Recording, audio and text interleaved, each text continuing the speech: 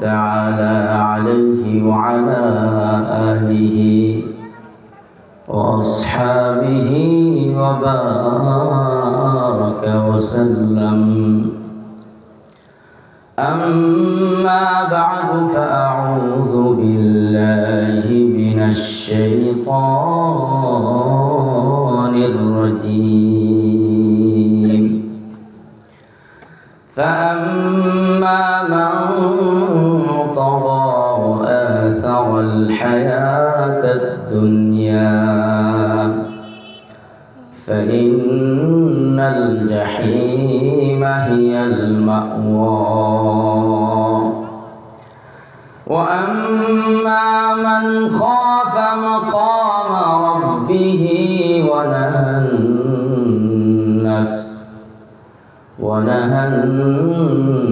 النفس عن الهوى فإن الجنة هي المأوى.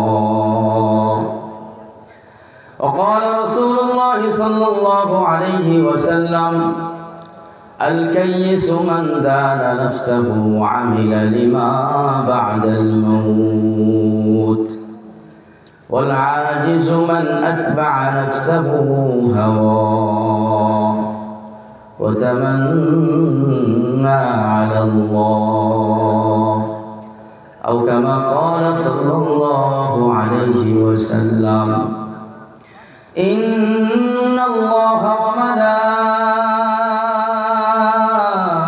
وملائكته يصلون على النبي يا أيها الذين آمنوا صلوا عليه وسلموا تسليما. اللهم صل على محمد وعلى آل محمد كما صليت على إبراهيم وعلى آل إبراهيم إنك حميد مجيد.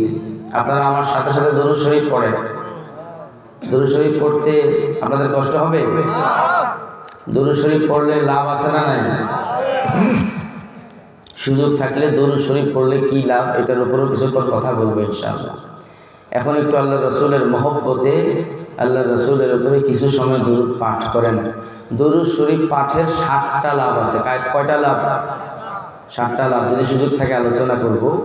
এর মধ্যে একটা বিশেষ লাভ হইল, বান্দা যখন দরুদ পড়ে সে পৃথিবীর যেখানেই থাকুক দরুদ পড়ার সঙ্গে সঙ্গে সরাসরি মদিনার রওজার সাথে তার সম্পর্ক তৈরি হয়ে যায়। আল্লাহুম্মা সাল্লি আলা মুহাম্মাদিন ওয়া আলা আলি মুহাম্মাদ كما صليت على إبراهيم وعلى آل إبراهيم إنك حميد مجيد.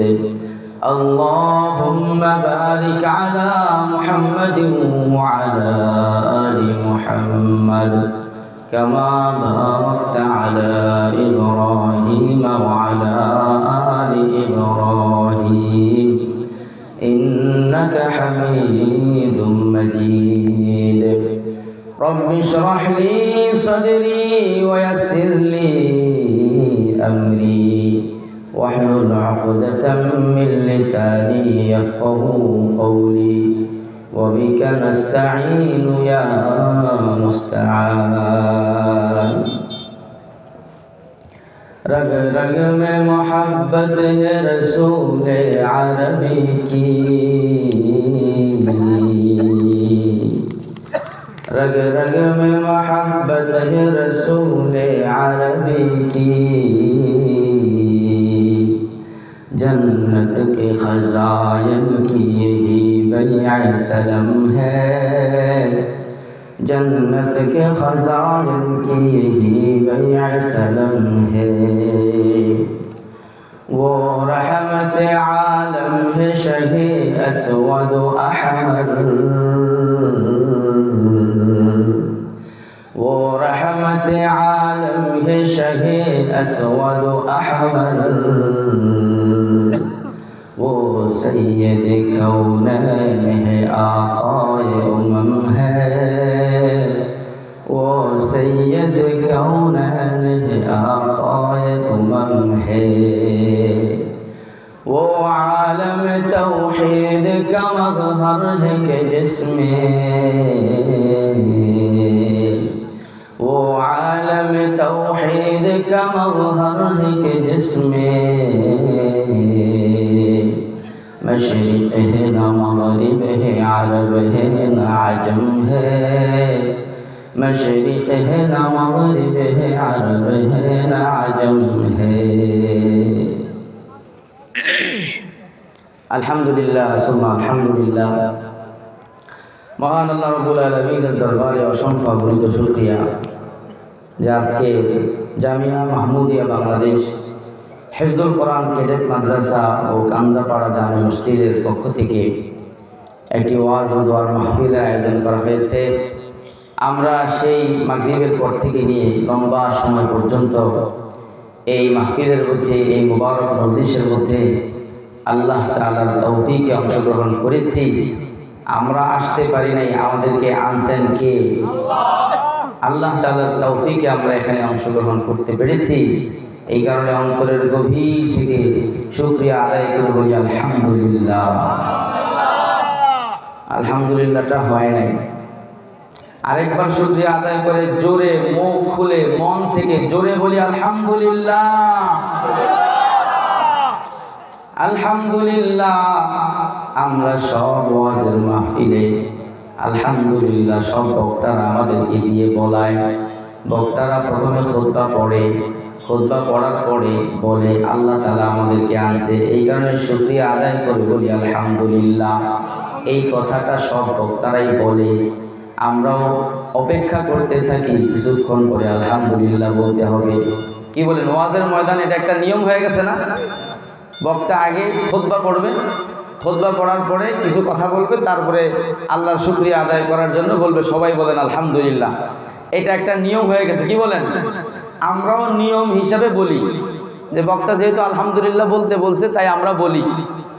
এরপরে জুমার মসজিদে ইমাম সাহেব জুমার আগে খুতবা পড়ে, খুতবা পড়ার পরে মুসল্লিদেরকে বলে যে আল্লাহ তাআলা আমাদেরকে মসজিদে আনছেন, এই কারণে শুকরিয়া আদায় করে বলি আলহামদুলিল্লাহ। তো মুসল্লিরাও বলে আলহামদুলিল্লাহ। এটা একটা সিস্টেম হয়ে গেছে, নিয়ম হয়ে গেছে, নিয়ম হিসাবে আমরা বলি। কিন্তু আমরা কি জানি এই আলহামদুলিল্লাহ শব্দ বলার মধ্যে কি লাভ, কি ফায়দা, কি ফজিলত আমরা জানি? যদি জানতাম তাহলে আলহামদুলিল্লাহ আমাদের অনেক জীবন্ত হইতো, অনেক শক্তিশালী হতো। আলহামদুলিল্লাহ একটা বাক্য, এটার মধ্যে শব্দ হইল দুইটা। কয়টা? আলহামদু একটা শব্দ, লিল্লাহ একটা শব্দ, দুইটা শব্দ মিলে একটা বাক্য আলহামদুলিল্লাহ। অনেক ছোট একটা বাক্য। আল্লাহ রাসূল সাল্লাল্লাহু আলাইহি ওয়াসাল্লাম আমাদেরকে সব সময় আলহামদুলিল্লাহ সবক দিয়েছেন। আল্লাহ রাসূল সাল্লাল্লাহু আলাইহি ওয়াসাল্লামের সুন্নাত হলো কোন বান্দা যখন ঘুম থেকে ওঠে, ওঠার পরে একটা দোয়া আছে। কি দোয়াটা আপনারা পারেন? আলহামদুলিল্লাহিল্লাযী আহইয়ানা বা'দা মা আমাতানা ওয়া ইলাইহিন নুশুর। ঘুম থেকে ওঠার পরে সর্বপ্রথম শব্দ কি? আলহামদুলিল্লাহ। এরপরে আপনি ইস্তেনজা করার জন্য যান, জরুরত পূরণ করার জন্য যান, ওয়াশরুমে ঢোকেন, ওয়াশরুম থেকে বের হওয়ার পরে দোয়া আছে গুফরানাকা আলহামদুলিল্লাহিল্লাযী আযহাবা আন্নিল আযা। আলহামদুলিল্লাহ আছে না নাই? এরপরে ভাত খাইলাম, খাওয়া দাওয়া করলাম, খাওয়া দাওয়া করার পরে আল্লাহ রাসূল দোয়া শিখাইলেন, সেখানে আলহামদুলিল্লাহ আছে না নাই? আলহামদুলিল্লাহিল্লাযী আত'আমানা ওয়া সাকানা ওয়া জা'আলানা মিনাল মুসলিমিন। এরপরে পানি পান করলাম, পানি পান করার পরে আলহামদুলিল্লাহ আছে না নাই? এরপরে নামাজ পড়ি আমরা 5 ওয়াক্ত নামাজ। 5 ওয়াক্ত নামাজের মধ্যে ফরজও পড়ি, সুন্নতও পড়ি, সব নামাজ শুরু করি আল্লাহু আকবার বলে নামাজ শুরু হয়। এরপরে আমরা সানা পড়ি, আউযুবিল্লাহ বিসমিল্লাহ পড়ার পরে নামাজের প্রথম আয়াত যেটা দিয়ে শুরু হয় সেখানে আলহামদুলিল্লাহ আছে না? আলহামদুলিল্লাহি রাব্বিল আলামিন। জীবনের সব জায়গায় আলহামদুলিল্লাহ, সকালবেলা আলহামদুলিল্লাহ, বিকালবেলা আলহামদুলিল্লাহ। দিন শুরু হয় আলহামদুলিল্লাহ দিয়ে, দিন শেষ হয় আলহামদুলিল্লাহ দিয়ে। আল্লাহর রাসূল সবক শিখিয়েছেন, ও আমার উম্মত, তুমি যেই কাজে হাত দাও ওই কাজটা যদি সফল হয়ে যায়, যেটাই তুমি ইচ্ছা করো সেটা যদি বাস্তবায়ন হয়ে যায়, তুমি আল্লাহর শুকর আদায় করে বলো আলহামদুলিল্লাহ। এই আলহামদুলিল্লাহ বারবার শিখিয়েছেন, বারবার আলহামদুলিল্লাহ সবক দিলেন। কেন সবক দিলেন? আল্লাহ রাসূল সাল্লাল্লাহু আলাইহি ওয়াসাল্লাম, সহিহ মুসলিমের মধ্যে হাদিস এসেছে, মুসলিম শরীফের হাদিস। আল্লাহ রাসূল সাল্লাল্লাহু আলাইহি ওয়াসাল্লাম বলেন, আলহামদুলিল্লাহ তামলাউল মিজান। আল্লাহ রাসূল বললেন, ও আমার উম্মত, তুমি আলহামদুলিল্লাহ বলতে থাকো, আলহামদুলিল্লাহ জপতে থাকো। সারা জীবনে তোমার যদি একটা আলহামদুলিল্লাহ কবুল হয়ে যায়, আল্লাহর কাছে যদি একটা আলহামদুলিল্লাহ গ্রহণযোগ্য হয়ে যায়, এই আলহামদুলিল্লাহর নেকি কি পরিমাণ! আল্লাহ রাসূল বললেন, তামলাউল মিজান। কিয়ামতের ময়দানে আমার আর আপনার আমলনামাগুলো মাপা হবে। মাপার জন্য একটা দাঁড়িপাল্লা আছে, এটার নাম হলো মিজান। এটার নাম কি ভাই? একটা দাঁড়িপাল্লা স্থাপন করা হবে কিয়ামতের ময়দানে আমার আর আপনার আমলগুলো মাপার জন্য। ওই দাঁড়িপাল্লাটা কত বড়, ওই দাঁড়িপাল্লাটা কত বিশাল! এক হাদিসের মধ্যে পাওয়া যায়, 7 আসমান 7 জমিন একত্রিত করে ওই দাঁড়িপাল্লার মধ্যে যদি রাখা হয়, 7 আসমান 7 জমিন ওই দাঁড়িপাল্লার একটা কোণার মধ্যে পড়ে থাকবে। এত বিশাল মিজান, এত বিশাল দাঁড়িপাল্লা। আল্লাহ রাসূল বললেন, সারা জীবনে যদি একটা আলহামদুলিল্লাহ কবুল হয়ে যায়, আল্লাহ রাব্বুল আলামিন এক আলহামদুলিল্লাহর বিনিময়ে এই পরিমাণ নেকি দান করবেন, তামলাউল মিজান, পুরাটা দাঁড়িপাল্লা নেকি দ্বারা ভরপুর হয়ে যাবে। সুবহানাল্লাহ। একটু আস্তে বলেন।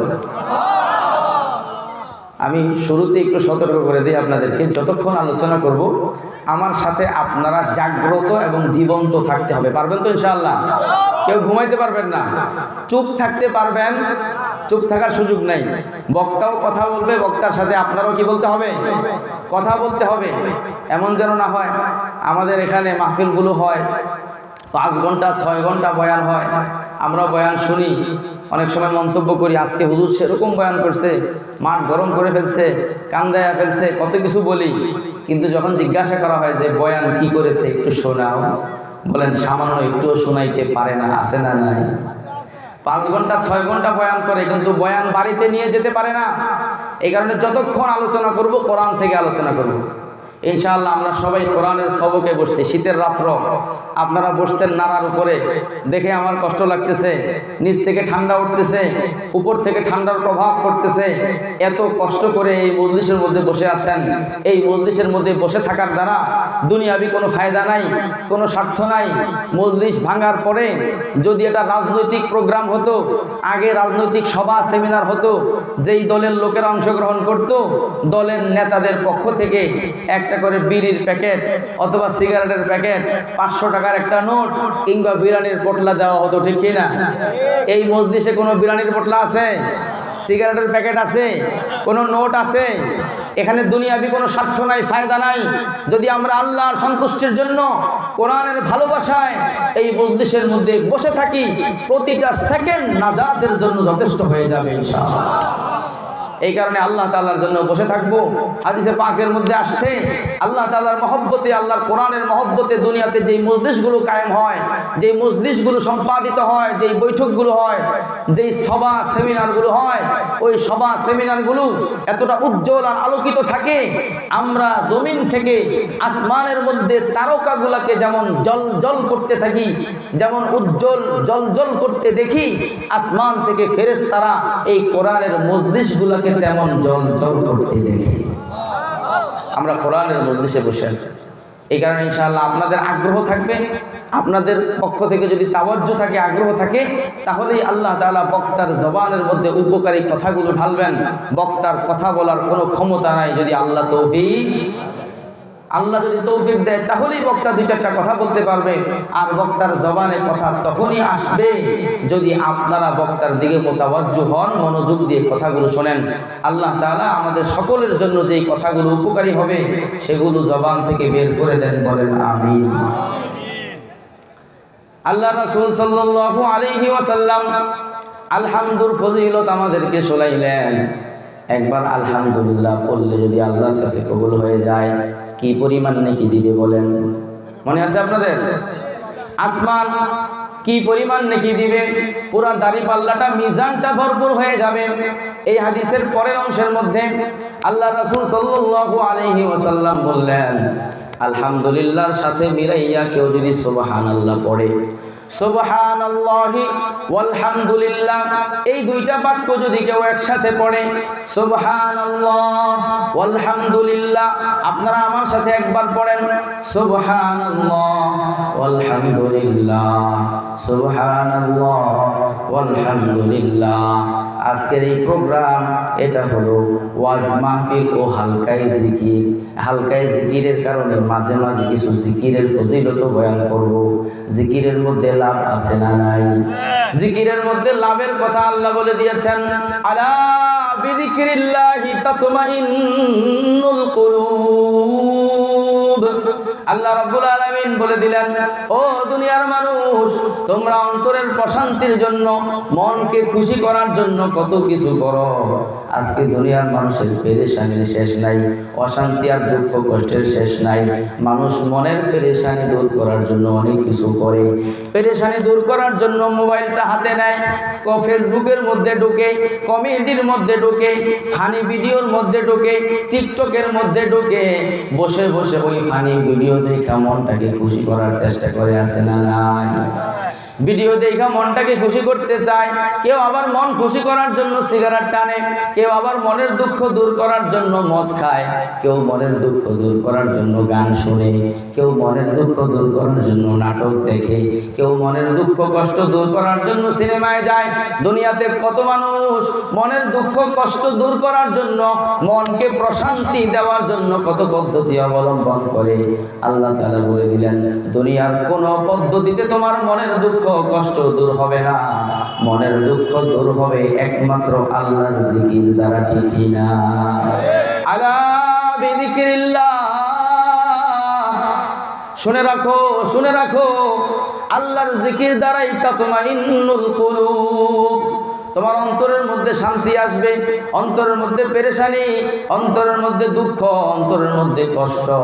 কিছুক্ষণ বসে বসে জিকির করেন, কিছুক্ষণ বসে বসে আল্লাহ আল্লাহ নাম জপেন, আল্লাহ তাআলার নাম স্মরণ করেন, অল্প সময়ের মধ্যে অন্তরটাকে শান্তি দিয়ে ভরে দিবেন কে?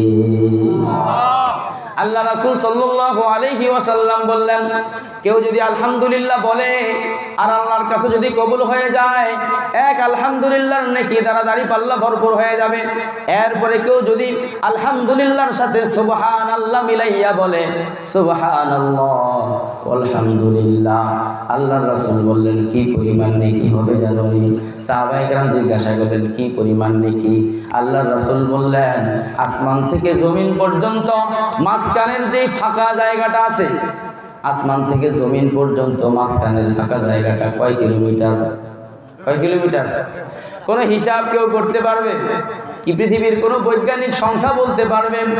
আল্লাহ রাসূল বললেন, সেই আসমান থেকে জমিন পর্যন্ত মাঝখানের যে ফাঁকা জায়গাটা আছে, কেউ যদি একবার সুবহানাল্লাহ আলহামদুলিল্লাহ বলে, আল্লাহ রাব্বুল আলামিন এই পরিমাণ নেকি দান করবেন। সুবহানাল্লাহ আলহামদুলিল্লাহর নেকি দ্বারা আসমান জমিনের